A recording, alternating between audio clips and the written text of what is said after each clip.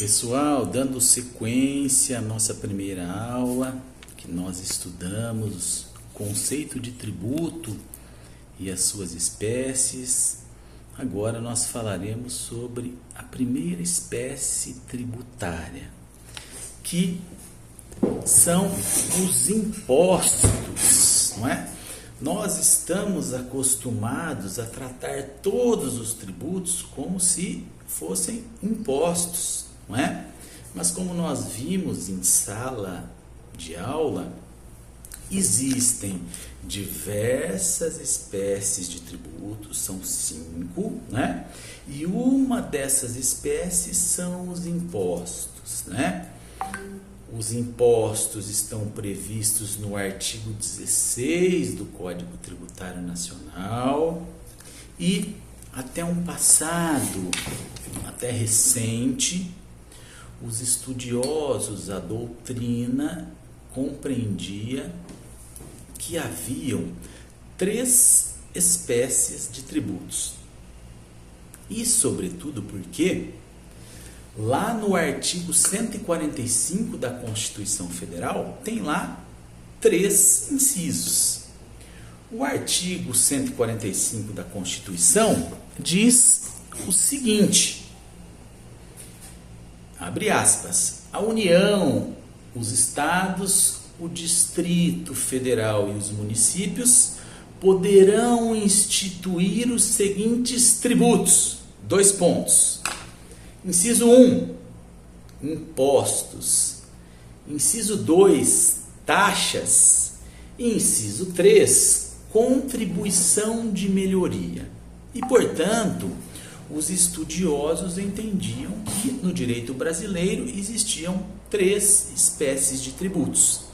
Mas o Supremo Tribunal Federal decidiu, e aí hoje é quase pacífico a doutrina, no sentido de que nós temos no Brasil 5 espécies de tributos: os impostos, as taxas, as contribuições de melhoria, os empréstimos compulsórios e as contribuições especiais.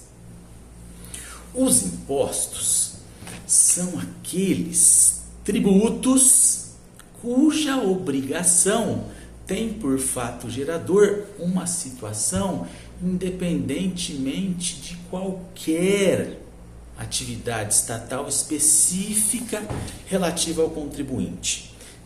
Esse conceito está lá no artigo 16 do Código Tributário Nacional e significa dizer que quando nós pagamos o imposto, o Estado não é obrigado a nenhuma prestação de serviço ou de polícia, nenhuma prestação de serviço específica e divisível para mim, contribuinte. Não.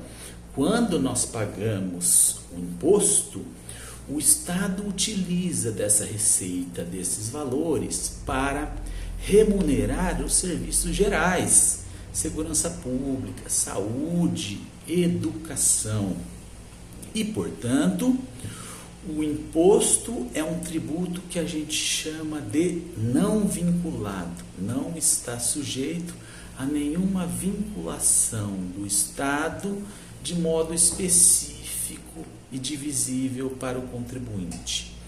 Nós pagamos os valores, nós pagamos os impostos e sabemos apenas que com a receita, com os valores recebidos, o Estado, e quando eu digo Estado, a União, Estados, Distrito Federal ou municípios, eles utilizam desses valores para remunerar, para fazer frente a todas as despesas gerais.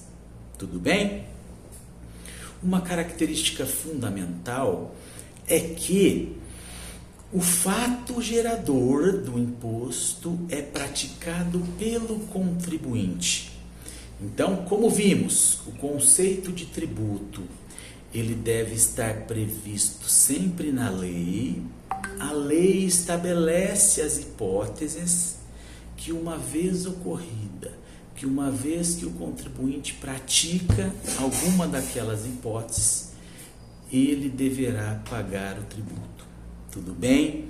E, portanto, basta a ocorrência do fato gerador, basta a ocorrência no mundo real daquela hipótese prevista em lei para que o contribuinte seja obrigado a pagar o tributo e o Estado tenha a obrigação também de efetuar o lançamento, de fazer a cobrança, tá bom?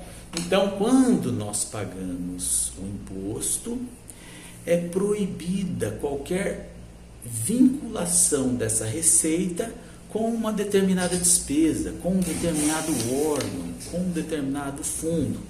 E, portanto, todos os valores eles são destinados a remunerar os serviços gerais. Por isso é que eu disse em sala que quando a gente paga um imposto, nós não sabemos para onde vai o dinheiro. Nós só sabemos que ele deve ser aplicado para a remuneração dos serviços gerais que o Estado pratica, que o Estado presta a toda a sociedade, tá bem?